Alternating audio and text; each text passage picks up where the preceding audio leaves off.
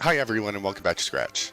Today we're going to make goulash. For this we'll need a pound of ground beef, 1 onion, 1½ cups of beef broth, 1½ cups of elbow macaroni, 1 cup of shredded cheddar cheese, 2 tablespoons of paprika, 2 tablespoons of oil, a tablespoon of minced garlic, a half teaspoon of oregano, a half teaspoon of basil, a half teaspoon of salt, a half teaspoon of pepper, 15 ounces of diced tomatoes, 15 ounces of tomato sauce, and a 6-ounce can of tomato paste.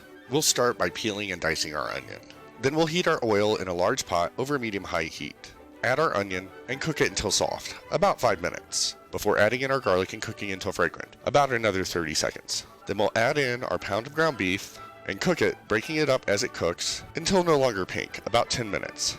Before draining the excess fat, then we'll return our beef mixture to our pot and stir in our 6 ounces of tomato paste, 15 ounces of diced tomatoes, 15 ounces of tomato sauce, 1.5 cups of beef broth, and our 1.5 cups of elbow macaroni, half teaspoon of oregano, half teaspoon of basil, half teaspoon of salt, half teaspoon of pepper, and 2 tablespoons of paprika. We'll bring this to a boil, then reduce heat to medium-low and allow it to simmer uncovered for 30 minutes, while stirring occasionally. Once our pasta is done, we'll stir in our cup of cheddar cheese, cover our pot with the lid, and allow it to simmer an additional 5 minutes until our cheese is melted. I hope that you liked this video and learned something new.